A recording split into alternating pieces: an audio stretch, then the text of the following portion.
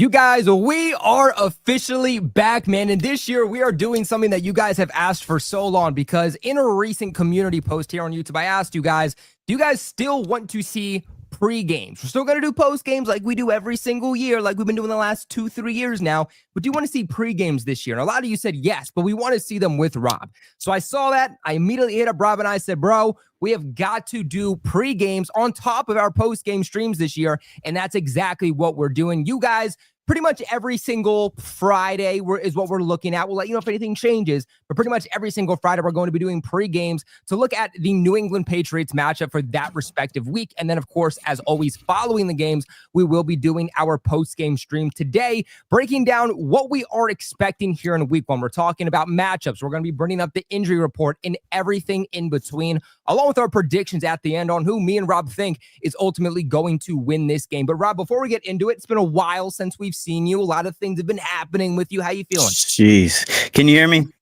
Perfectly. Because I'm trying to figure out whether or not I muted this. Yeah, you're good. Okay, good. Still, guys, new setup. I love it. Had a baby. Being a dad, greatest job in the world. But you know what? I am glad to be back in Patriots Nation to talk to you guys, to break down what we got to break down on a weekly basis, because it's a new regime. We got Mike Vrabel. We got a new offense, new defense. It's a reason to be hyped for the 2025 season. I completely agree with you, Rob. So I think without further ado, we get into this game because, Rob, the way that I see week one, it's very, very hard to predict, right? There's always going to be upsets. There's going to be games that go the way that you think. But the way that I see week one is literally look at the New England Patriots last season. I was one of very, very few people out there who said the New England Patriots are going to beat the Cincinnati Bengals because the Bengals always historically start off slow. And then we did. A lot of hype was going around Patriots land. What happened? We only won 4 games in back-to-back seasons. So obviously, week one doesn't mean a whole lot. It doesn't tell you what your team is going to be, but obviously you do want to start off with the most momentum possible. And the Patriots and the Raiders are two very, very similar teams. They both have new regimes, like you mentioned. New England Patriots, Mike Vrabel. The Raiders have Pete Carroll. These are both head coaches, though, that, yes, they've never coached for their respective teams before. This is the first time, but they have had success in the league before coaching for their past team. So this is not the first time that they've done so. Both of these rosters also have turned over massively. I mean, both these teams turning over roughly, half of their roster this offseason. So for me, I think this game, and we're going to break it down, but this game really comes down to, 1, who is going to be the most prepared, 2, who is going to be the most healthy, and 3, who does not shoot themselves in the foot, right? Who makes the least amount of mistakes? That, to me, is what week one always comes down to. But interesting fact here, Rob, before we break down the injury report, is that, did you know that the Raiders have never won at Gillette Stadium? And this isn't just, Pete Carroll's never won at Gillette Stadium, or Geno Smith has never won at Gillette Stadium. No matter who the head coach was, who the quarterback was for the Raiders, they have never won a game in Gillette Stadium before. So we got a reputation to keep up in this game, Rob. Yeah, but that's the old Patriots. We can't just, this is a whole new team, and hopefully we do well. Like I'm looking for progress, but guys, just like last year, week one is no indication what the team's going to be. I mean, we saw what Cincinnati Bengals were week one. They're not the same team that they finished off later in the season, but just like the Cincinnati Bengals, every game matters, because if they would have beat us week one, they would have made the playoffs. So this is kind of where the new era begins. So it may be make or break just this first week.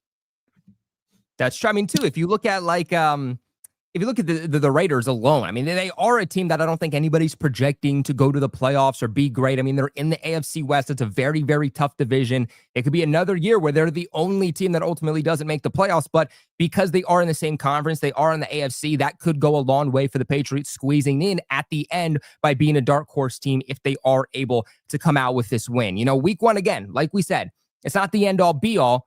But for a lot of these matchups, you could look back at week 18 and say that game actually meant more looking back than we originally thought at the time. I mean, last year, what did we have? 8 one-score games that we could have won. It's a difference of inches. of how the rest of the season can go. You could win 4 games. You could have made a case that we couldn't have won any games last year. It's just we're gonna have to capitalize off the mistakes, and there's a lot of new on both teams. New head coaches, new offense. I mean, Chip Kelly. When the hell did we see him in the NFL? Oh, I'll tell you, it was 2017. So we don't know what's going to happen in this game. One thing that I will say, Rob, and I don't know how you feel about this, and maybe it's a little biased, but I'm not trying to be, but I actually feel more confident about the New England Patriots coaching staff than I do looking at the Raiders, just because I look at Pete Carroll and I see a guy that's had success in the regular season, in the postseason, obviously Super Bowl success, but he also reminds me a little bit in a way of Belichick, to where you were very good back in the day, but can you be good right now? Can Pete Carroll modernize what the league is today? And I think that's my biggest question for him. As we're with Mike Vrabel, we know that he can modernize the game. He had success not that long ago with the Tennessee Titans. And the reason that he was let go wasn't because he was a bad coach. There was a lot of controversy when he was let go. Of course. He was let go because the Titans have no idea what they're doing. Even on the offensive side of the football, from a coordinator perspective, the Patriots have Josh McDaniels back, a guy that knows the Raiders team, especially that offense inside and out, which is going to help this offense, which is going to help this defense. And yes, Josh McDaniels failed as a head coach, but Josh McDaniels has proved, whether it was with, the Raiders and their offense, the Broncos back in the day and their offense, the Patriots offense, whether it was under Brady, whether it was under Cam Newton, whether it was under Mac Jones, whoever it was, that they could still have a good offense. So yes, he was a failed head coach, but he's not a head coach here. He's an offensive coordinator here, and he is one of the best OC minds in all of football. And then you have Terrell Williams, and that's probably the biggest question for the Patriots. Yeah, that's definitely the biggest question. Never done it before. Guys who never done it before. That is the biggest question for the Patriots. But I mean, 2 out of 3 spots, you know what you're getting, and you feel very good about it. I think that the Patriots coaching is better than the Raiders. I mean, you can look at what is Pete Carroll versus Mike Vrabel. That you can make a case that Pete Carroll is a little bit better just because he has a Super Bowl to his name. But I look at it as like it's probably a wash. It's probably a wash. But then you go and look further down the line. Chip Kelly versus Josh McDaniels. We've seen what Josh McDaniels can do as an offensive coordinator. He's one of the best in the NFL. Don't get it twisted. As long as he's not running a 3rd and 11 screen. That's the only thing. That's going to be a big question mark, because we saw what Josh McDaniels did. He went back to college, pulled ideas from everybody. I want to see how he changes, because we can see, like you said with Belichick, you lose your fastball. And we want to, who knows? Maybe Pete Carroll lost his fastball. Whereas when you look at Mike Vrabel was in the Cleveland Browns front office, and he was helping out over there, learning the offenses, learning how to be on the offensive side of football, improved himself as a coach. So, yeah, I'll take 2 out of 3. And you know what? I'll take 2 out of 3, and I'll take the third coach, Terrell Williams. That is going to bring that. Look, when he said he wanted a violent defense, man, I got giddy, because I'm like, okay, maybe this might be special. Who is the Raiders defensive coordinator?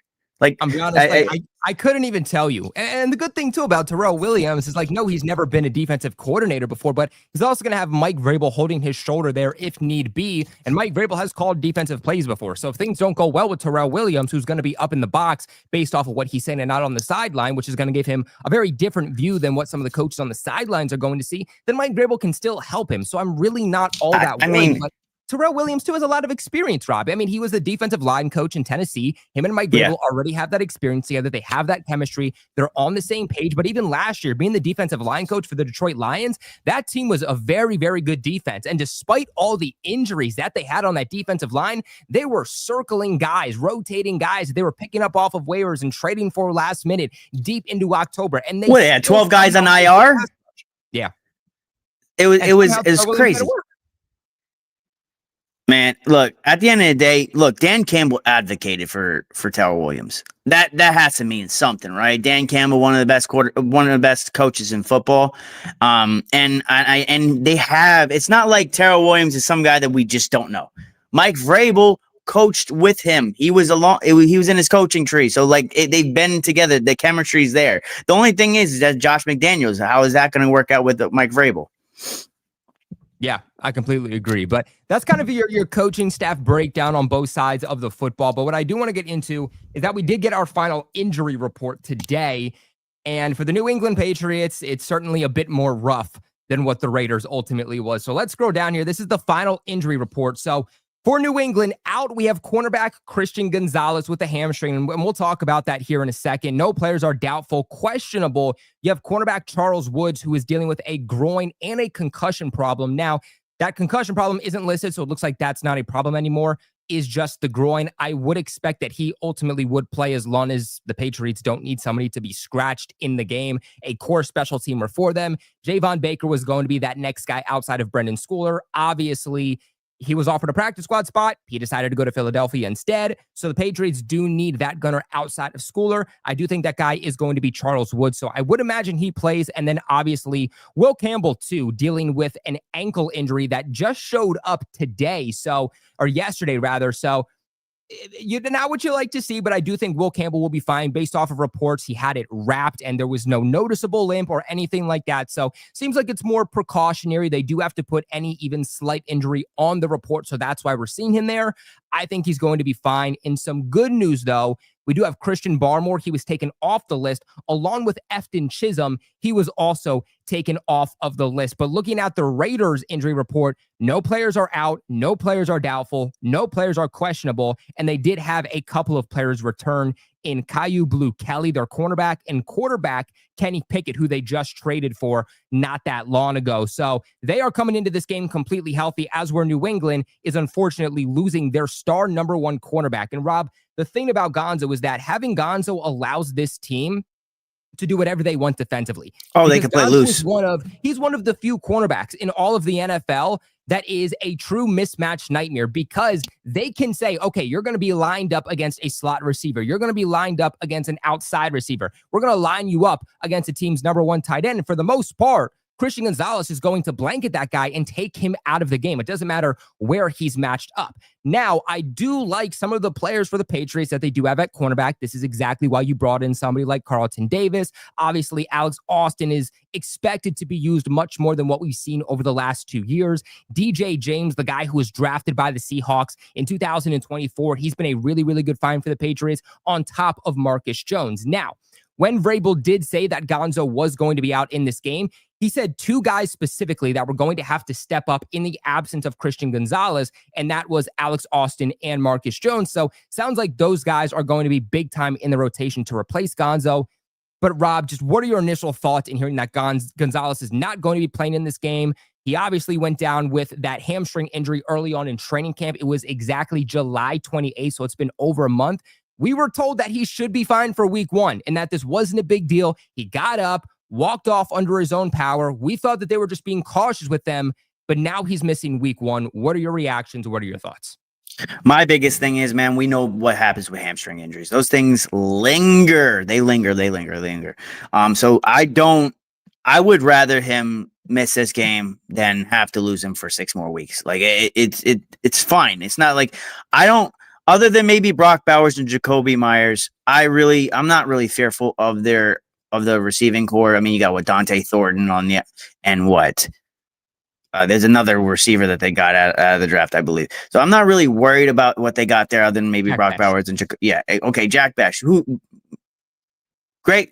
I think he's a pretty damn good wide receiver. But look, Alex Austin has improved and he's grown as a player. I see a guy that can lock it down, and he's gaining confidence. The biggest thing is once you gain confidence, your game could be taken to another level. So I'm not really worried about it. If we already saw, once reports came out that he wasn't going to practice Wednesday, that was really the last real practice they were going to have. I was like, okay, he's not playing. It's just not happening. So at the end of the day, we'd rather him sit out now and instead of coming back and possibly tweak and make it even worse. So. Yeah, I agree. I think you're thinking long-term here with Gonzalez. And I honestly wonder if there's a world in which he could have forced himself to play if need be. But the coaching staff, and I'm not reporting anything here, but the coaching staff was like, don't worry about it. It's week one and it's the Raiders. They're going to need Gonzalez more for week 2 than they're going to need him for week 1, because they're on the road playing an in-division game against the Dolphins, who have Tyreek Hill and Jalen Waddle. a guy in Gonzalez who has been dominant in shutting down Tyreek Hill, one of the few cornerbacks who's been able to do so. And what did we hear from Mike Vrabel? Yes, Mike Vrabel said he wants to take advantage of bad football teams, which the Raiders are not a good football team. Vrabel also said he wants to win at home, which this obviously is winning at home. But he also said that he wants to win the division.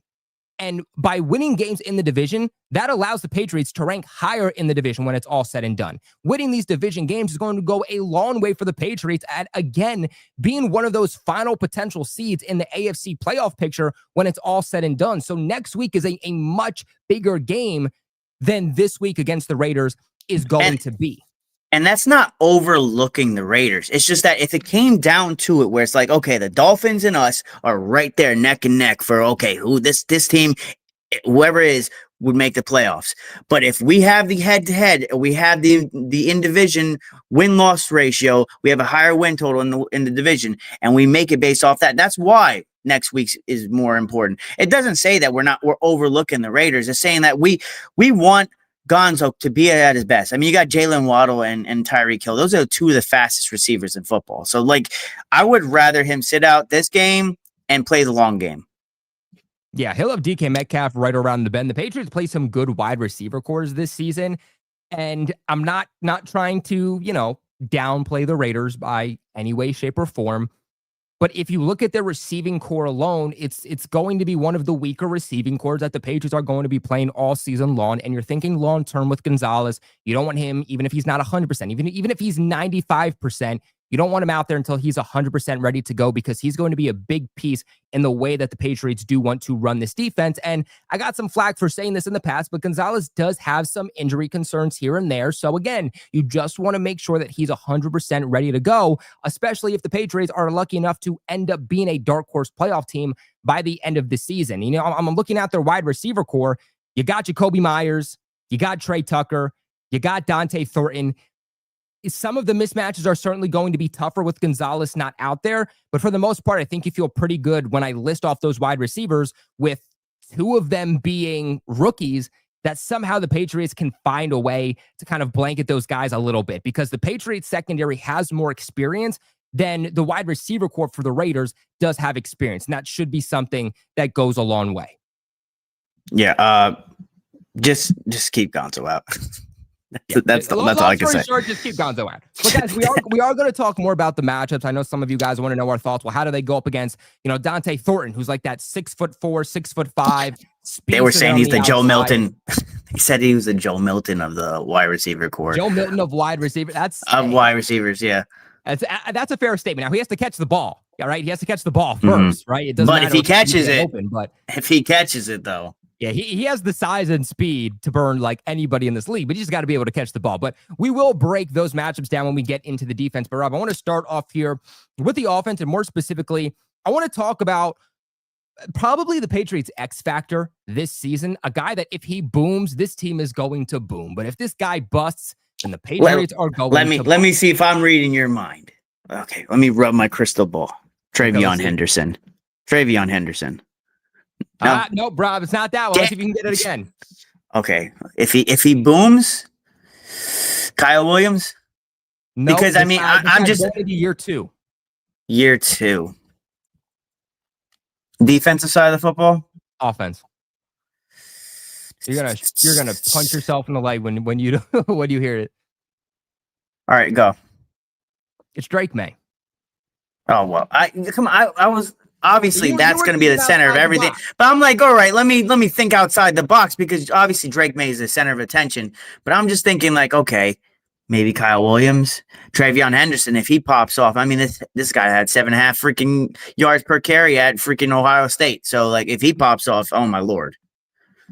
Maybe I was just thinking outside the box. I'm sorry. You were definitely thinking outside the box, and you're not necessarily wrong on those. But I think for Drake Maye, I think you feel pretty good about where the rest of this team is in terms of what their wide receivers can do with Stefan Diggs and just the running back core and whatnot. But I think for Drake Maye, if this team's really going to be taken to that next level, then they need him to go to that next level. And of course, when you look at his numbers from last season, he posted a 66.6% completion rate for 2,276 yards, 15 touchdowns, and 10 interceptions over 12 starts. And Rob, I want to know from you, when looking at the grand scheme of things, not just in this game, but all of 2025, what would you consider a successful year 2 for Drake Maye? Look, cut down on the turnovers, definitely. And we saw it last year. Not all those turnovers were on him. How many times did we see it cut Kareem off a wide receiver or our tight end's hands? So limit the turnovers, stop with the hero ball, and take the checkdowns. So what do I see a successful season from Drake Maye? I want to see him develop. I want to see him try to get in probably maybe the 3,200 yard range, which isn't much. That's not far off of what he had, and kind of have a little bit more closer to a 2-to-1 touchdown to interception ratio. But the biggest thing, man, and we'll probably talk about this. He needs to stay healthy. He needs to learn. He needs to learn to slide and slide before. Yes, people compare him to Josh Allen, but he doesn't have quite the frame of a Josh Allen. So we need him to be healthy. I know I just kind of went on a tangent, but that's how I see it. And that's certainly fair. I think for me, a successful season for Drake Maye is, you know what? Staying healthy, obviously, number one, the best ability in all of sports, especially football. Availability. He has to stay available, right? But I want to see more from him, okay? I mean, this offense is upgraded. You got a real offensive coordinator. You have an upgraded O-line, an upgraded wide receiver core, an upgraded running back core. I like what they're doing there at tight end.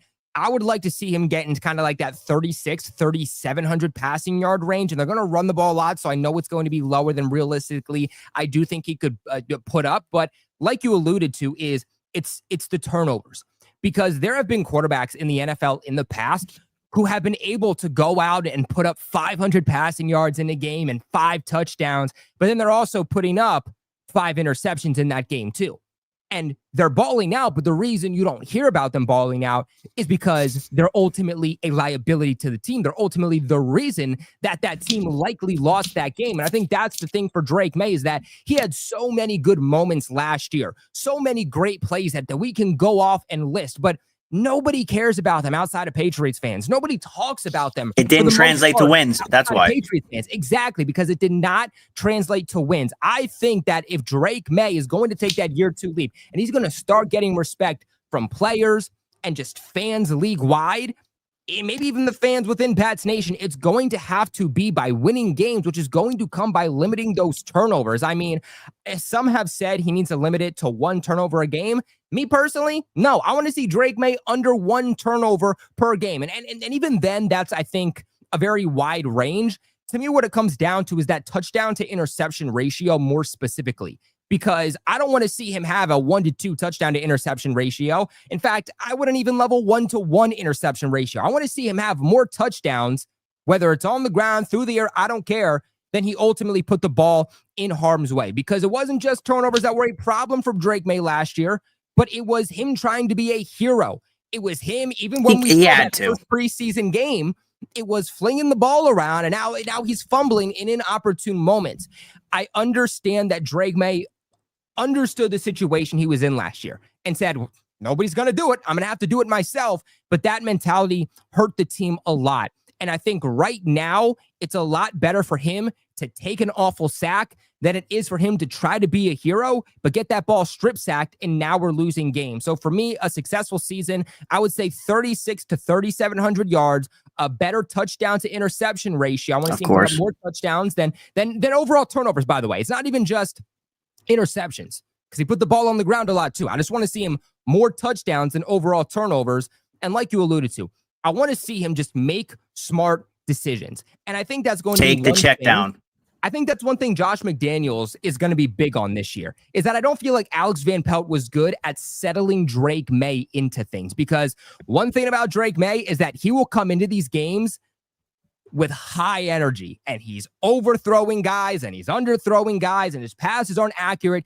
He needs to learn to calm down, sit within the game, and get focused. Because, Rob, how many times did we see that last year where Drake Maye started off really, really rough, but as the game went on, he got better and better and better. So I think the best way to combat that is by Josh McDaniels giving him easy things early on. Give him a screen the first play of the game, an easy cannot miss pass. Run the ball effectively and efficiently early on in the game. Allow, his energy levels, allow his mind to just calm down a little bit, sit within himself, and that's when you allow Drake Maye to really start coming out and start throwing the ball.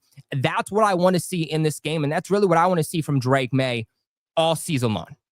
And we know he's still young, man. This is unfair. We need to stop with comparing him to guys. Bo Nix he's like 50 at this point because he's had so much at the beginning of the season. Okay, so besides the point, is there much old these guys, Jaden Daniels, Bo Nix, these guys have what Drake Maye had 2 years behind one of the worst offensive lines in football in college. He has had so many damn offensive coordinator changes and O-line changes. Now, hopefully, he has something that is concrete. I think Josh McDaniels is going to unlock something out of Drake Maye, but we shouldn't expect that to happen week 1. Like you said, they need to give him a gimme, give him a screen pass, something, because we've seen what happens. Sometimes he tries to throw it to Pop and he just sails it a little bit. But this is the NFL. You sail a football, that there's going to be a secondary guy back there. He's going to intercept it. So give him a gimme. But again, he's 22 years old. This guy is going to figure out, I promise you. Yeah, one of the other things I want to see from Drake Maye too is something that we know Josh McDaniels has been putting in his mind all offseason long, especially in training camp, was you have the legs.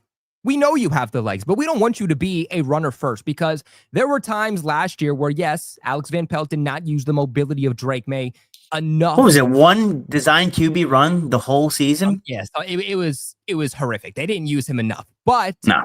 There were also a lot of times where Drake Maye took off way too early when he sensed that pressure. And I understand why the receivers weren't great. Again, he felt like he had to do everything himself, put the cape on, be a superhero.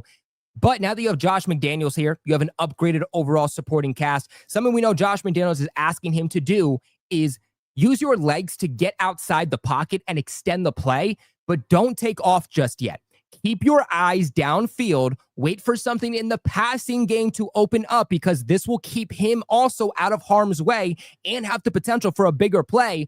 And then don't run the ball until the last second when you realize there's a defender closing in on you and nothing's opening up downfield. They just want to see Drake Maye get more out of the overall passing game before he takes off with the ball. And that's something I'm going to be looking for in this game too, because look, I think the O-line will get better as the year progresses. I think the combination we see week 1 isn't going to be the combination that we see week 18.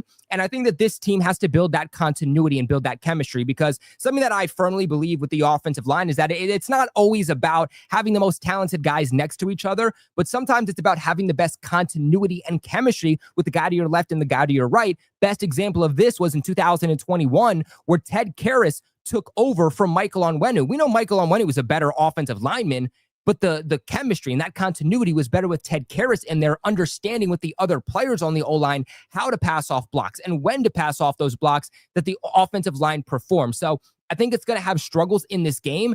And because of that, we're going to have to see Drake Maye with good pocket awareness. We're going to have to see Drake Maye extend plays, but make sure that you're smart with the football. Get out, extend the play, know when to pass the ball, know when to run, but most importantly, know when to throw the ball away and know when to take a sack, because some of the best quarterbacks know just when to live to see another down.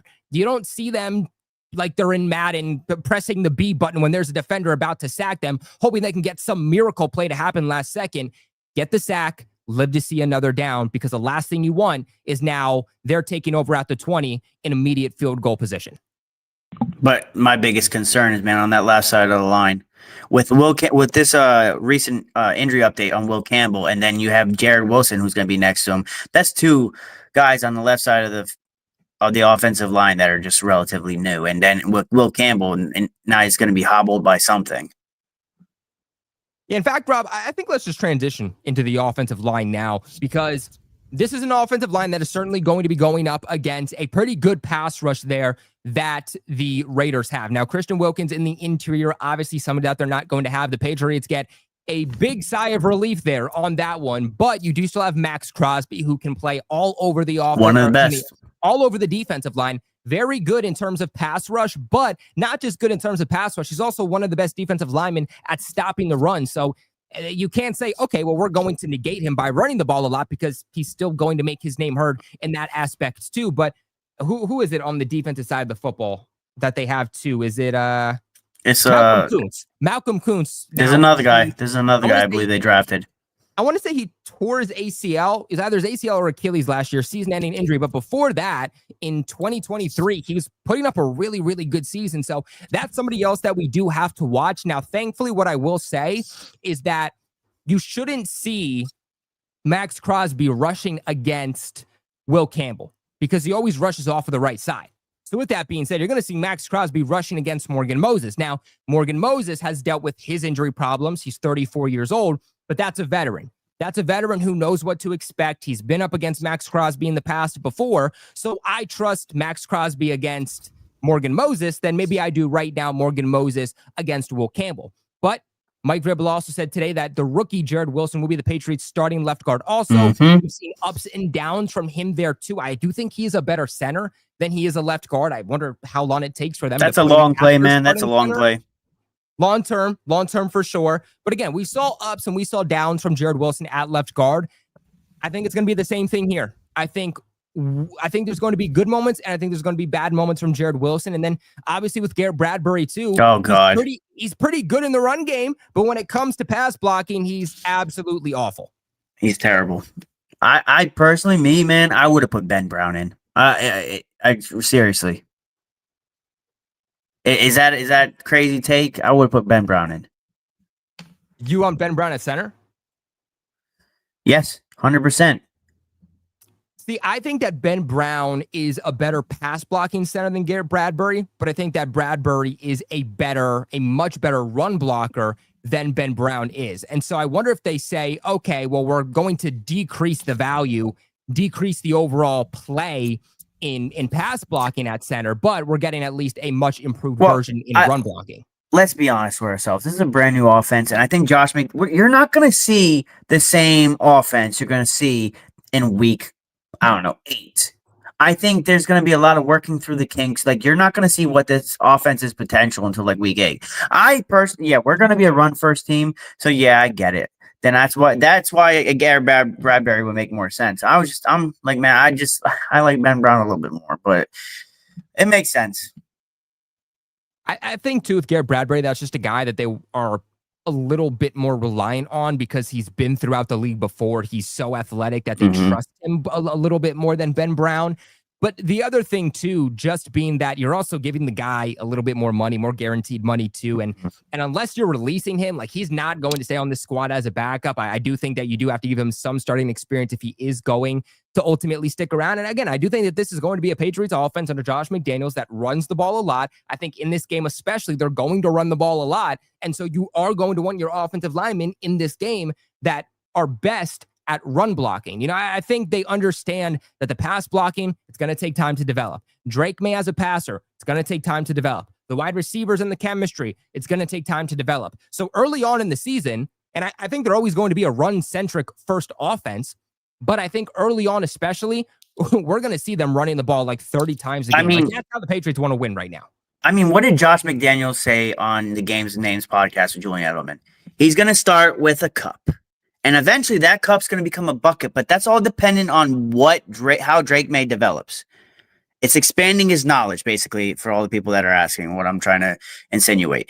It's going to eventually, and then that's what happened with Tom Brady. It started as a cup and eventually became, at that point, it's probably just like the depths of like the ocean as far as like how Tom Brady developed. But it's going to take some time.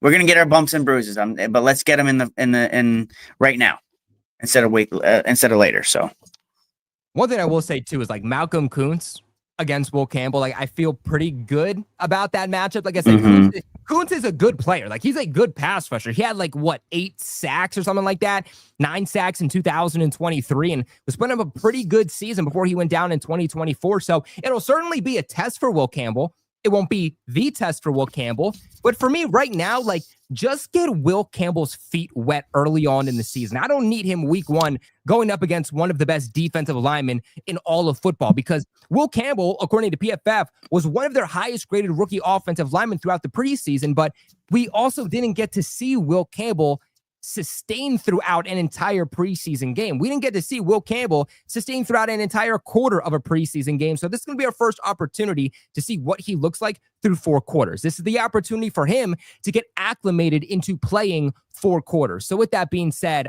I like this matchup early on for Will Campbell. By the way, shout out to Berto for reposting the stream. My guy, best Falcons creator out there. If you guys are looking for a Falcons guy, Berto is it. And, we play the Falcons Appreciate you, brother. This season. We play the Falcons later this season, so we're definitely going to have Berto on the channel. Yes, sir. Man. Shout out to Tom Brady, who comes in with a $2 donation and says Diggs is the best player on the field. Son Drake, better quarterback. Huh? I agree.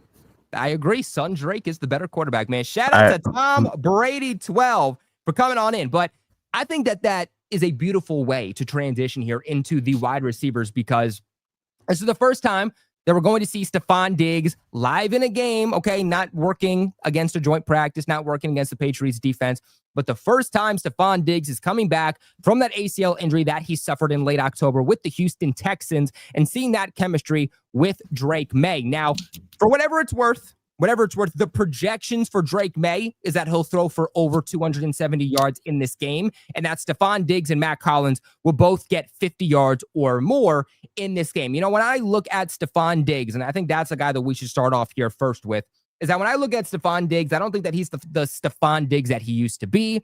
I don't think he's going to be Buffalo Bills Stefan Diggs, who was one of the best threats in the NFL in 1,400 yards. But let's remember that even with the Texans last year, he was on pace for over 1,000 yards and over 100 catches. I think at this point in Diggs' career, he's that short, intermediate guy. He's going to average somewhere between 9 to 11 yards per reception. He's going to put up a couple touchdowns for you, but he's going to be that number 1 guy that allows every other receiver on your depth chart to be bumped down a peg and realistically play against the competition level that they should be. And it feels good to have that guy on the roster, Rob, because for how long, how many seasons have you and I been doing this where we're saying, yeah, these receivers are struggling, but they're also playing a step or two above realistically where they should be. Pop Douglas going up against, number 1 and number 2 cornerbacks when he's like a number 3 wide receiver. It never made sense. But Stefan Diggs will allow these wide receivers to go up against the competition level that they realistically should be, which should allow them to get open on a more regular basis. But starting off here with Stefan Diggs, what are your expectations from him in game 1? I think he's going to do decent. They're going to get him the football, because when you go look at some of the snaps or targets during the offseason, Pop Douglas and Stefan Diggs led the way. Those were predominantly Drake Maye's favorite targets. But as far as Stefan Diggs go, man, I think he's going to do fine. I think maybe he'll get like 50 yards this game. He was never known to be the guy that's a burner. He's one of the best route runners in football, period. But this is a guy that, if not for last season getting injured, that would have been 7 1,000-yard seasons in a row. There's not a lot of receivers in the NFL that's done that, Colby. So I'm not saying maybe he's not a wide receiver 1 to everybody else's standards, but he's a damn good 2. He's he's like right there on the precipice of being a wide receiver 1. It's just that, like, where is his ACL at? I get it. I like seeing him cut and do all these hype videos in the offseason, but he's not being tackled. Everybody can do all these things. Well, not everybody, obviously. Like, neither me or you could do what Stefan Diggs does. I don't know, Rob. I don't know about my knees. That Marine, my Marine Corps knees ain't. No, absolutely not. But we're gonna see what happens after the first contact, because that's what's gonna happen. We're gonna see whether or not he can really move, because. Look, man, shorts and t-shirts, what they call the combine, what do they call it? Like the pajama Olympics or whatever. Actually, yeah. I want to see what he does when he has full pads on and he gets his first lick. I mean, that's fair. I mean, look, I feel like Stefan Diggs could not be in a better situation right now for week 1, though. Like, for a guy that just wants to get his It's a feet wet, tune-up. come back from football, Who, like, who the hell is the cornerbacks for the Raiders? It's a tune-up. Let me see. I'm trying to see who their other cornerback is. So it's Eric Stokes is their right outside cornerback. Eric Stokes was that former first-round pick by Green Bay a couple of years ago. Okay. So that's first year for him in this system. And then their other cornerback, their starting left cornerback, is going to be the rookie Darian Porter. So these are both guys that are year 1 with Raiders. I don't want to get ahead of myself. Let me stop. But it's a quote Shaq. Barbecue chicken alert. Bro. Because those guys are going to have to combat with Pop Douglas, Kyle Williams, and Stefan Diggs. I don't want to be that guy, but good luck. I just think that Stefan Diggs, it's from an experience perspective, man. You're going to tell me those guys are going to lock up Stefan Diggs? Hell no. Hell no. Stefan Diggs, the veteran route runner, like, look, he's coming off a season-ending injury, but and Kyle Williams, who was one of in the league. And Kyle Williams, who was one of the best man beaters in college football. He was top 3 in yards against man coverage in college football last year. And I think touchdowns. I think people get it. I think people get it confused with Kyle Williams in the preseason because Josh Dobbs is throwing him the football. I think that's what people are getting confused with. Once Drake Maye starts throwing him the football and really gives him the football because Josh Dobbs throws hospital balls, we'll see what he can do. Dude, if I'm Pete Carroll, I'm running zone against the Patriots all day because I'm not 100% one-on-one matchups. But there's absolutely no way. Safety help too. Pop Douglas struggles in zone defense, like figuring out where to sit, find the soft spots in zone coverage defensively. Yeah, but Pop Douglas was coverage all day. Pop Douglas was the guy that had all the eyes on him, though. Like it was Pop Douglas and Butte, and not even Butte because Butte was in the doghouse for a lot of time during Belichick's tenure, and then really I don't think we did much in terms of scheming up with Butte when Van Pelt was here. So Pop Douglas had a lot of eyes on him. I'm gonna be honest with you, he's still gonna have a lot of eyes on him, but you can't overlook Kyle Williams and Stefan Diggs. You just can't. I think the toughest matchup for the Patriots receivers, and I'm including tight ends in the receivers, but that's going to be, and I do still trust Austin Hooper and Hunter Henry. I do. That's why we're hitting teamwork too. But Jeremy Chin is a very good safety. Jeremy Chin, that's probably the best matchup that they have on paper is Jeremy Chin against Hunter Henry and Austin Hooper. But even from like their free safety standpoint, you got Isaiah Palomeo, and then like we said, Eric Stokes and Darian Porter, barbecue chicken, starting cornerback. So I feel confident the Patriots will be able to get open. The receivers will be able to get open. I think that if the Raiders are going to stop this Patriots offense, it's going to be because that defensive line, that pass rush, is just they're gonna have to load the box, man, against this offensive line that Drake Maye can essentially do nothing. I think that's the only way that they're going to be able to do so. But other than that, I just love the matchup for the Patriots. And even historically, when you look at Josh McDaniels and the way that he runs his offense against Pete Carroll's defense, they run a lot of option routes because essentially what that does is they want to free up the running backs and they also want to free up their receivers in space. And so I think understanding how that, Josh McDaniels loves to run his offense against Pete Carroll, looking at who the Patriots have in-house with their slot receivers, understanding that Josh McDaniels loves to utilize those slot receivers, I think that this is going to be a day where as long as Drake Maye can hit him, I think Pop Douglas is going to have a really, really good game. I'm expecting at least 6 targets. At least 6 targets. Oh, he's going to have well over that. Well over that. Look, I personally think that they're going to load the box. Because look, man, I don't have faith in their corners. I don't. So they're going to load the box and see if they can get to the quarterback and cause him to try to speed up his internal clock. That's really the only chance they can stop, I think, our wide receiver core. I'm going to be honest. Maybe I'm being a little bit brash. Maybe I'm just showing my bias a little bit. But who of them are you scared about in the secondary? I'm not. No, and then you have to account for Travion Henderson and Ramondre Stevenson in the backfield. If Ramondre Stevenson doesn't put the ball on the ground, that's a guy that can get it done. Okay, so like all these things, and we're not even talking about Hunter Henry and Austin Hooper, which last year, with all the nonsense that was going on, they performed. They were probably one of the few bright spots in this offense last year was Austin Hooper and Hunter Henry. Yeah, I mean, I thought Austin Hooper performed the best out of a Patriots tight end too that we've seen probably since Martellus Bennett. Oh he was incredible last year. Some of the catches he was making, it's look, yeah, I got nothing.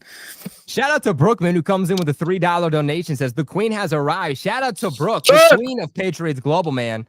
We love Brooke in the chat, man. Shout out to Brooke. Everybody give some love to Brooke in the chat. But Rob, you hit on something that I do want to transition to, and that is the running backs, because the Patriots do have a three-headed monster with Ramondre Stevenson, Antonio Gibson, and then rookie running back Travion Henderson. And my first question for you is, how do you think that, not even just in this game per se, but even just all season long, do you expect them to utilize all three of those backs? 100%. That's what Josh McDaniels does. And actually, I'm surprised that we didn't employ 4, but that's because Lan Larson went on IR. So, yeah, I think you're not going to see a running back one unless somehow Ramondre Stevenson keeps putting the football on the ground. But even then, I'm like, I just don't see it.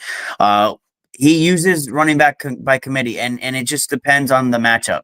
So, I'm really excited. I think this is probably the strength of this team, our running backs, and I think that a little bit underrated. I think that if Travion Henderson performs to the level we've seen thus far, it might be borderline scary, because all we need to do is have Ramondre Stevenson not put the football on the ground, because, I mean, led the league in fumbles, 7 fumbles for the 2024 season, 2024-2025 season. If he could just stop doing that, and we'll be fine. And you go look at Antonio Gibson, it seemed like every game last year he touched the football, he would rip off like a 20 or 30 yard play.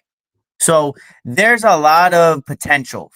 I will say, if I'm going to give a word for this running back room, it's potential.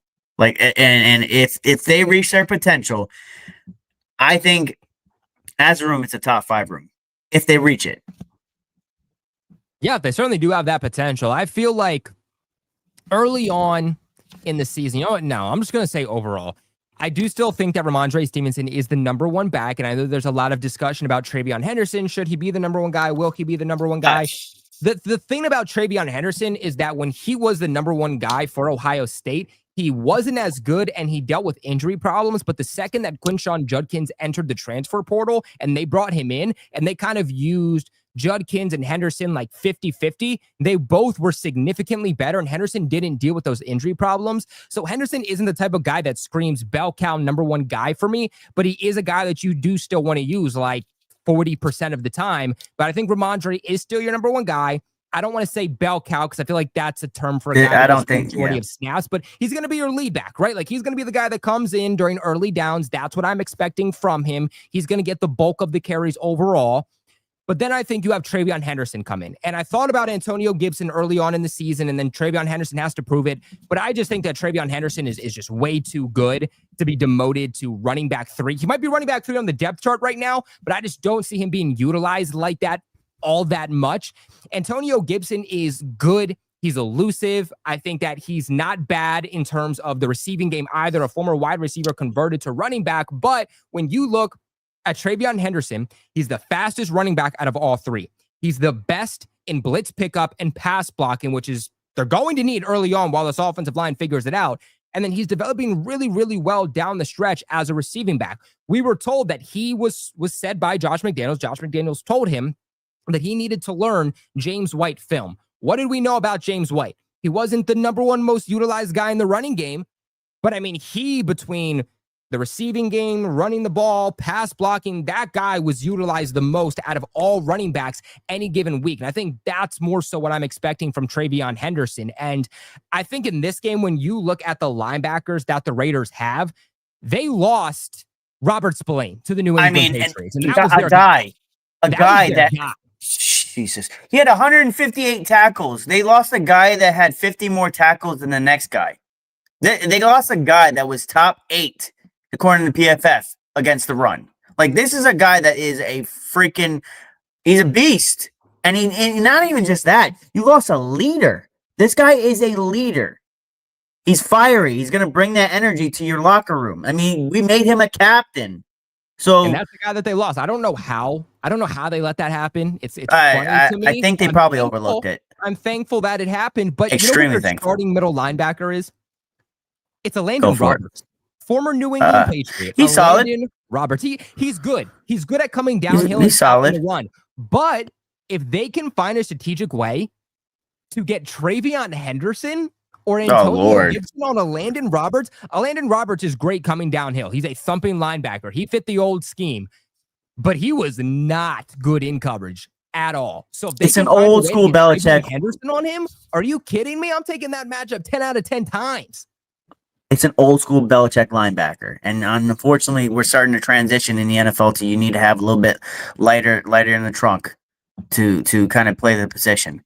And look, man, Travion Henderson, man, look, I think he's gonna be damn good. I will go as far as I think that the Raiders picked the wrong running back. I'm being serious. I think he might be the best running back in college football. That he might have been the best coming out of the draft.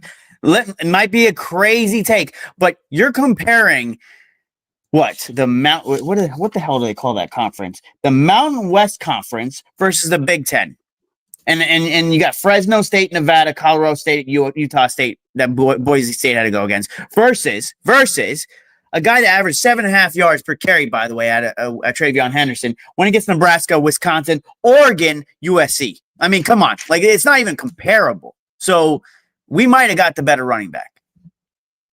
Yeah, I just think that these running backs are just going to eat on the ground. Oh, I also think that they're going to eat in terms of through the air. If you can get them against a Landon Roberts, their outside linebacker is Devin White, and Devin White's not bad. He used to be good, but he's just, at this point, I think Devin White is just past his prime. He's not the linebacker he used to. If you can get a young athletic running back on him, I think that that's a mismatch too. Jermaine Pratt is pretty good. That is an outlier, I will say. I do like him. That was a good addition for them later on in this offseason. And then Jamal Adams, it'll be interesting to see how they deploy him. He's actually a linebacker in their system. He's not a safety, so we'll see if that's the guy. So we'll see if Travion Henderson and Antonio Gibson are just eating them through the air. Maybe there's a world in which coming out of halftime, Pete Carroll says, Jamal Adams, I want you to be one of the starting linebackers. You're going against Travion Henderson, and that's kind of how they combat that a little bit. So something to watch. But early on in the process, looking at these mismatches, I feel like if they can get these running backs on these linebackers, I feel pretty good about their potential.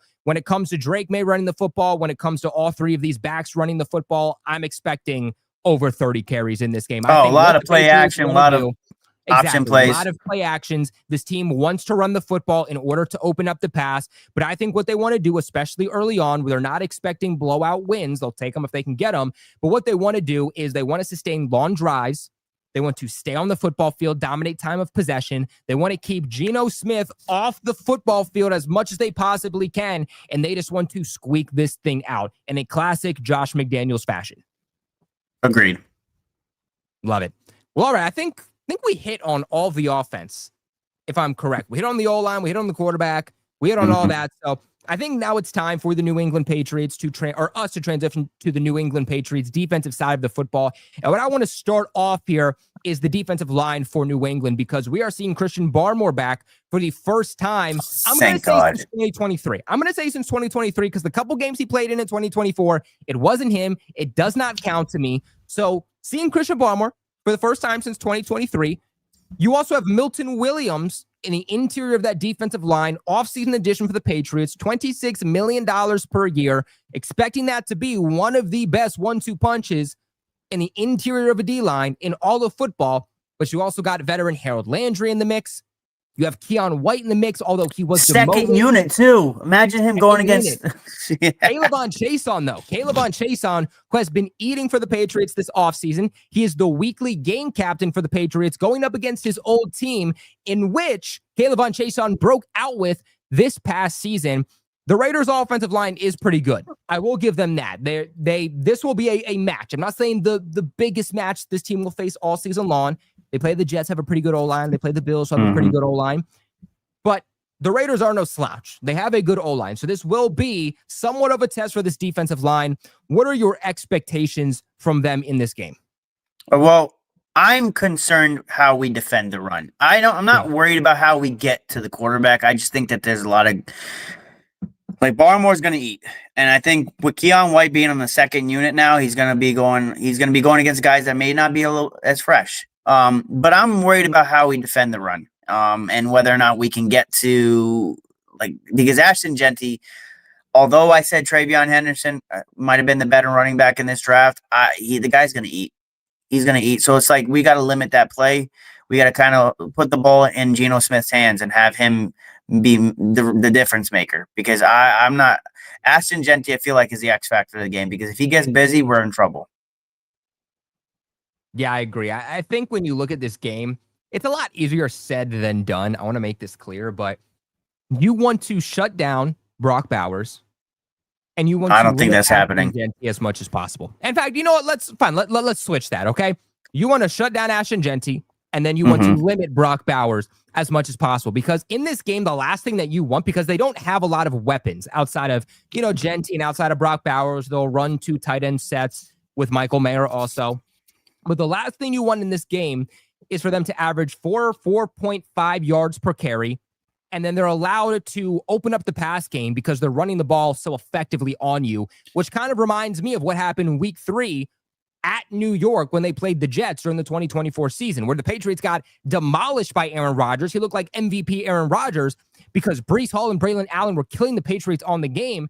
That allowed them to be more dynamic when passing the football, because the Patriots were so dedicated to try and stop the run because it was eating them alive that they switched to passing in the air, and the Patriots ended up getting killed. So the last thing you want is for the Raiders offense to be multi-dimensional. You want to make sure that you stop Ashton Genty, you stop their running game, and force them to be one-dimensional, to where you know exactly how they're going to beat you through the air. And then you try to just shut down Brock Bowers or limit Brock Bowers as much as you can. I think that's the guy that you double team, and then you feel pretty confident with your other one-on-one matchups. I think you should be confident with just like if Brock Bowers eats, whatever. I think you have to play closer to the line of scrimmage, because I think if Ashton Genty is going to be the X factor, I think if we kind of limit him or shut him down, I think that'll be the difference maker, because I believe in our corners. Even with Christian Gonzalez not being out there, Alex Austin he's a developing beast.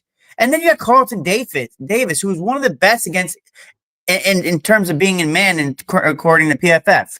So like I think we need to play closer to the line of scrimmage and make it to where we limit Ashton Genty and make Geno Smith beat us over in the air. Like that's really, I think that's got to be the game plan. Yeah, there's really nobody that scares me deep for the Raiders. Like, no, if you look at it, it really absolutely is guys that are playing short to intermediate, because outside of Dante Thornton, who is like that 6'4", 6'5" beast Jack of a shooter on the outside, even then Jack Besh has some speed, but I still feel like Jack Besh is more of a technician. Jacoby Myers is more of a technician. Trey Tucker does have some speed to him, but Ashton Genty obviously in the running game, and then Brock Amari Cooper retired. Are short to intermediate. Amari Cooper obviously retired, so that's not a veteran with some experience and size that now you're scared of. And so with that being said, yeah, maybe you want to, crowd the box, play a little bit closer to the line of scrimmage, and then just hope that your guys over the top can, limit Dante Thornton and nothing happens. But even with Dante Thornton, the thing that I'll say is there was one connection this preseason between Dante Thornton and Geno Smith. So in itself, like, that is not a connection that has brewed itself for me to worry about it just yet. Like, if we were talking about playing the Raiders mid-season where Geno Smith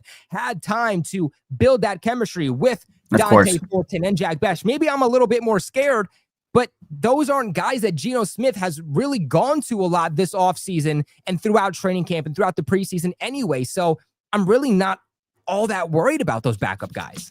It's not even just that.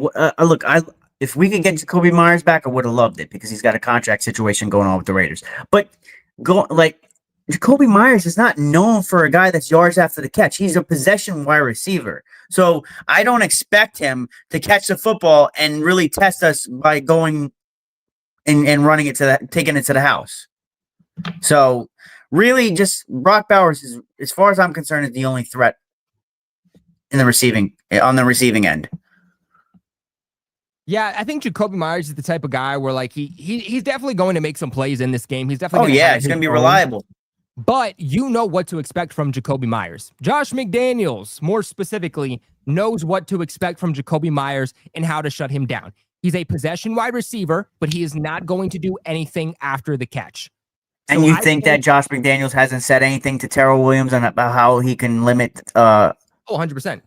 Jacoby Myers? Yeah. 100%. So, exactly. When you're looking at kind of the matchups in this game, though, I think it's going to be really interesting to see what they do with Brock Bowers, because last season, a lot of teams just simply put a safety on Brock Bowers. But then you saw the Denver Broncos be one of the only teams that were actually able to dare I quote, say shut down Brock Bowers, because they put Patrick Surtain on Brock Bowers, a cornerback on a tight end, and it worked. Why? Because Brock Bowers is a wide receiver playing tight end. He's like Travis Kelce, right? His bread and butter is not as a blocker. His bread and butter is as a receiver. Therefore, treat him as one. And so if Gonzalez was in this game, I would say I can 100%. Oh, it would be an easy game. Carlton Davis on Jacoby Myers. I'll tell you exactly how it's going to go. But now it's a little bit different. Do they put Carlton Davis on Jacoby Myers? Do they put a safety on Brock Bowers with help over the top? Or do they put Carlton Davis, our number one cornerback, heading into this game on their number one weapon in Brock Bowers, and then say, all right, Alex Austin and Marcus Jones, you guys are going to go on and off defending Jacoby Myers? I personally think they should put Carlton Davis on Brock Bowers, but they need to put safety help, because Carlton Davis likes taking risks. And I'm concerned about that, because that can translate to some really big plays, and that could be backbreaking plays, especially if you have like a 3rd and long and we're about to get off the field and then Brock Bowers gets a easy first down. So I think what I would do the old Belichick thing. Because Belichick, when they had to go up against Travis Kelce, I mean, you look at 2018, that AFC Championship game, when they had Stefan Gilmore, they didn't go Gilmore on Travis Kelce. They said, we're going to put our backup corner, that was J.C. Jackson at the time. They put him on Travis Kelce and then had safety help over the top. And then they put Gilmore on I like that idea. The other wide receivers. And so I wonder if that's a discussion, because maybe Alex Austin. The last thing you want is to put your number one cornerback on their number one weapon, but then also need safety help over the top. And now you're asking your depth cornerbacks to go up and play against their number one wide receivers. So if that's what they want to do, if they know that no matter who is defending Brock Bowers, we want safety help over the top, well, then I wouldn't put Marcus Jones there. I don't like that mismatch. I don't like that. He's going to get killed all game. I would put Alex Austin probably on Brock Bowers with safety help over the top. I'd put Carlton Davis on Jacoby Myers. But the problem is then, and this is where it gets a little bit difficult, is, well, okay, who's going to cover Dante Thornton? Because you don't want 5'8" Marcus Jones going up against 6'5". Oh my Lord. Marcus Jones is a liability in coverage. I don't understand why we have him at corner. I would just keep on special teams.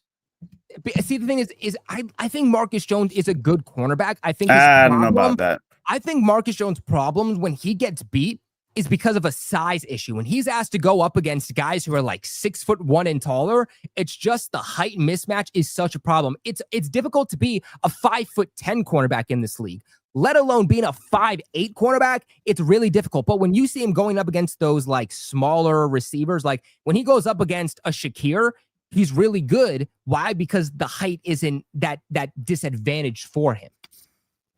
So I think that's why. So there's a lot of different ways I think the Patriots can go when it comes to matchups on what they want to do defensively on the Raiders offense. But the last thing you want is to play Marcus Jones on Dante Thornton. In fact, how tall, probably should have done this before the show, but how tall is Trey Tucker? Because I don't think Trey Tucker is that. I'm going to start putting my computer in here. Trey Tucker's 5'9". So ideally, you want Marcus Jones probably to go on Trey Tucker out of any of his matchups. And Trey Tucker is listed as wide receiver 2 on their depth chart. So Dante Thornton is wide receiver 3 on the depth chart for the Raiders. Jacoby's 1, obviously. And then Trey Tucker is number 2. So that's where I would probably go if we're talking where to put Marcus Jones. And then, like I said, you're putting Carlton Davis either on Jacoby Myers or you're putting him on Brock Bowers. And that's what I would do. And then you're probably putting Alex Austin on Dante Thornton for the mismatch. Sounds good. Of height. So sounds good. I just think that Marcus Jones is a liability in coverage, man. I don't know. Every time I see him, he's getting burned. That's fair. I mean, it is fair. There's certainly times that he does get burned. I just think when he's able to go against guys that are within his height range, I just feel like he's usually able to hold his own. I think he plays gritty. I think he plays with anger. Honestly, I'm not saying he is Jonathan Jones, but I think part of his game does remind me of that. A guy who is just a playmaker. Like, you need an interception, Marcus Jones gets the interception. You need somebody to punch the ball out, Marcus Jones is punching the ball out. He's always around the football. I just feel like he's always in the right place at the right time. But again, you ask him to play a guy that's taller than him, and now all of a sudden things get a little bit more difficult for him. But like I said, I think my biggest concern for this team is definitely going to come down to the run defense. That was a big issue for the Patriots last year. It's been a real big issue for the Patriots over the last few years. And with this defense, more specifically with this defensive line, what Mike Vrabel and Terrell Williams want from their defensive players on that D-line is to get to the quarterback. Like, if you look at it, Christian Barmore, he's great at getting to the quarterback.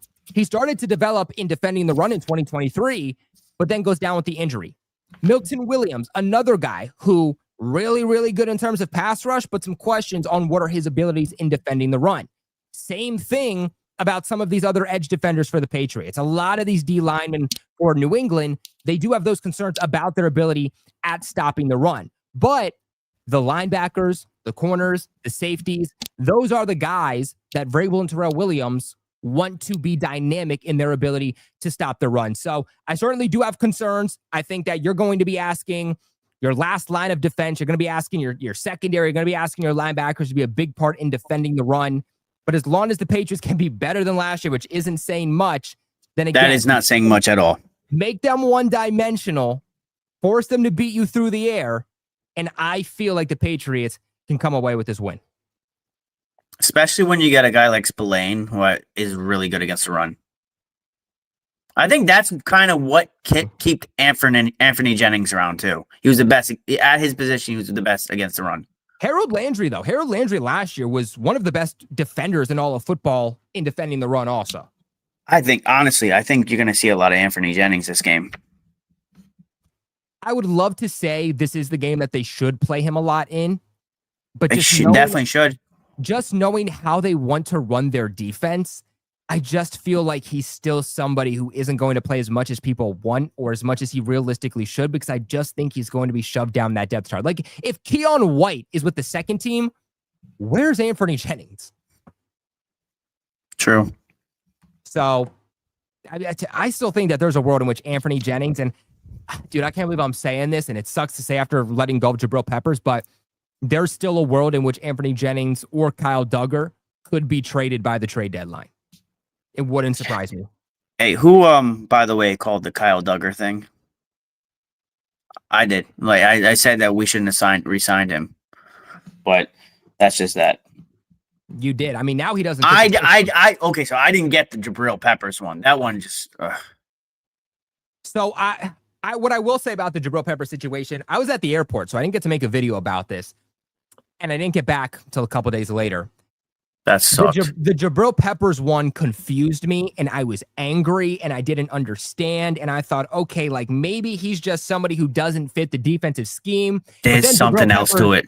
Jabril Peppers tweeted out something afterwards, and he was like, dude, I've been with so many different teams. I've been with terrible teams mostly. I can play in pretty much every single defensive scheme. And so the way that I'm looking at this is I'm just wondering if the style they want to run for this defense doesn't make sense with Kyle Duggar or Jabril Peppers. Like, if you look at it right now, you have Craig Woodson, the rookie 4th-round pick, and Jalen Hawkins being your starting safeties. Kyle Duggar is, he's still here, but he's not one of your starting safeties. He's still shoved down the depth chart. And so were Jabril Peppers. Based off of what we've seen Mike Vrabel do with his defense during his time with Tennessee, and we'll see how it has developed since getting here in New England, he likes to drop those guys into coverage a lot. Like, he likes to run a lot of like cover 3 and cover 4.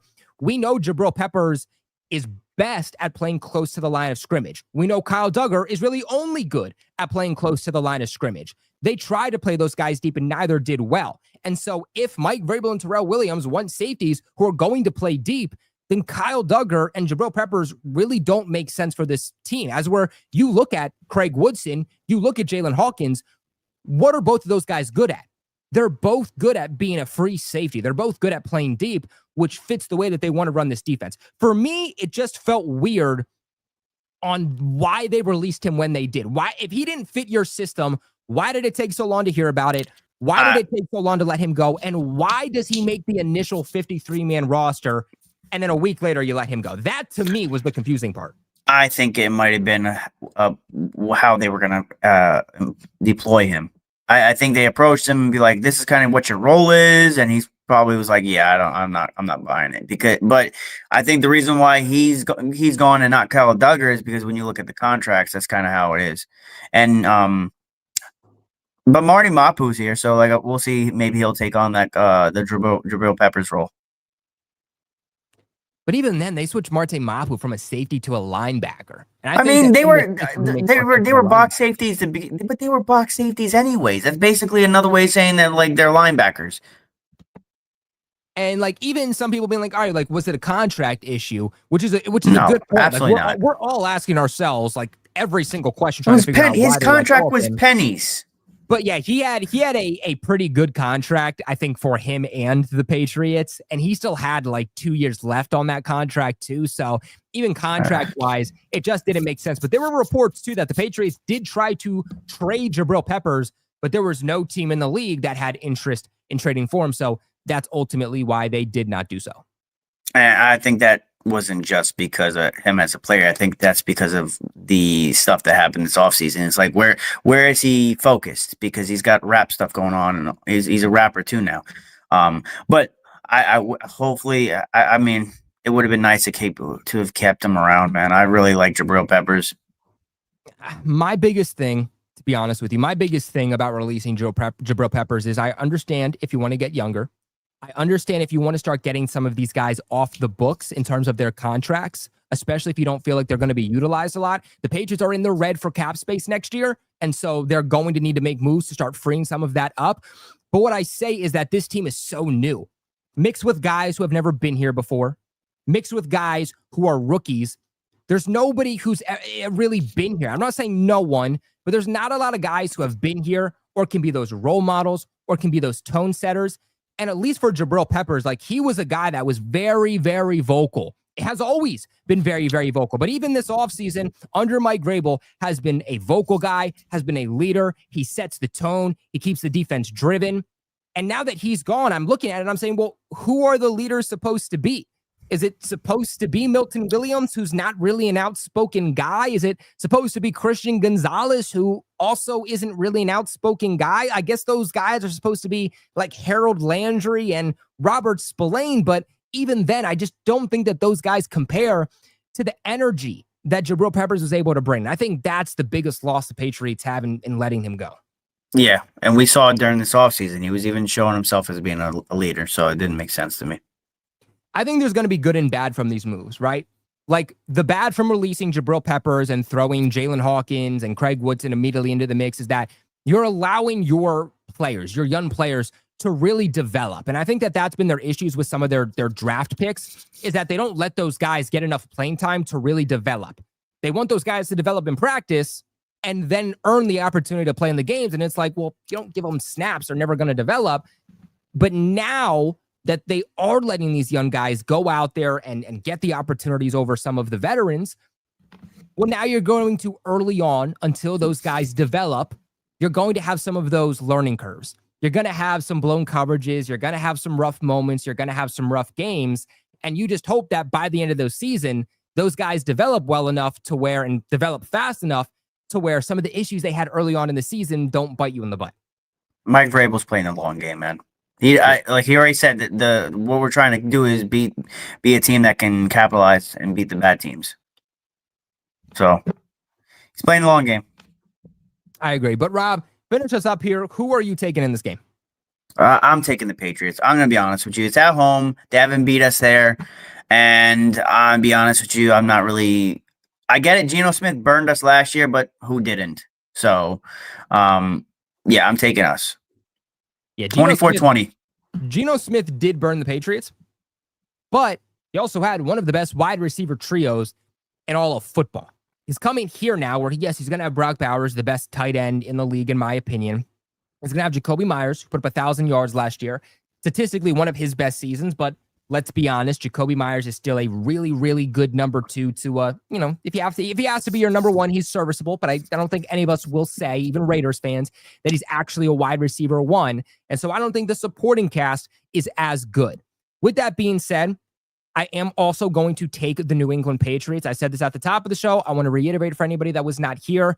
The Raiders have never historically beaten the New England Patriots at Gillette Stadium. Okay? Didn't matter who the head coach was. Didn't matter who the quarterback was. Didn't matter who was playing for the New England Patriots. The Raiders have never came to Gillette Stadium and won a game. I think that history is going to repeat itself. I said this earlier. I'll say it again. I think that week 1 isn't a testament to what teams are going to be for the season, but it's just about, 1, look, home field advantage does go a long way in week 1. Mm-hmm. Patriots do have that. Who is going to limit the mistakes and not shoot themselves in the foot as much?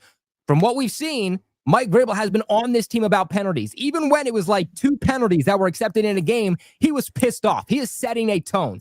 And 3, I think it just comes out with what team is going to be more consistent in dominated time of possession. And while they do have the first-round pick in Ashton Genty, I believe that the Patriots' overall running back core, at least in my opinion, as long as they take care of the football, is better than the Raiders. So I'm going to go with the New England Patriots also into this game. I'm going to go 17 to 20. I'm going to go 17 to 20. Going to be my 20 Patriots, 17 Raiders. Yeah. Yeah, I think the difference maker, man, I think the difference maker is going to be that Chip Kelly's on the other side of the football. Yeah, I don't know if Chip Kelly is an NFL coach. He might just be a college coach. Exactly. He really might be. Like, he sucked as a head coach, but he might not even just not be a head coach. Like, he just might not even be a coordinator in the NFL. Exactly. So we'll see. And we'll eat crow if we're wrong. I mean, guys, we've been doing this for years. If we're wrong, we're gonna talk about it. Yeah, if we're wrong, we'll be back here post-game on Sunday, and we'll be like, yeah, well, that didn't go the way that we were hoping. But I do think that how the Patriots match up, I do trust this team a little bit more than I do trust the Raiders. The Patriots certainly have holes. None of us are denying that. But what I will say we're not. Is that I think the Patriots have less glaring starting holes than the Raiders do. I think that there is a lot of starting positions that the Raiders have question marks in. And I think my concern for the Patriots is more depth-wise. It's more depth upon the offensive line. It's questions on can they stop the run defensively. It's depth at slot cornerback. But I'm not looking at any starting position saying that is a massive hole. And I do think that the Raiders have those. So therefore, I am going to take the New England Patriots, and so is Rob. But that is going to wrap us up here for New England Patriots Week 1 preview against the Raiders. Let us know your guys' thoughts in the comment section below. Who are you taking? What are your score predictions? Make sure you guys do subscribe here at Patriots Global for all your New England Patriots news, thoughts, reactions, breakdowns. Follow me on TikTok at Patriots Global. I make Patriots-related and NFL-related content also, producing daily content over there. Check me out on Twitter at Patriots Global 2, Instagram at Patriots.global. All that good stuff is linked in the comment section below, or excuse me, the description box below. Make sure you guys check out Rob on Instagram. You see the handle right there, Patriots7. We've talked about him before. We showed his content, best damn Patriots content out there on the damn platform. So go follow him on Insta, show him some love. We will see you guys. Well, trying to think. Yeah, I'll see you guys Sunday for our live watch party. And then me and Rob will see you later Sunday for the post-game recap to break down everything that happened. As always, though, appreciate you guys so much for watching. Please, please, please leave a big like on the video on your way out. It really helps support massively. But until next time, appreciate you guys for watching, and go Pats. Go Pats.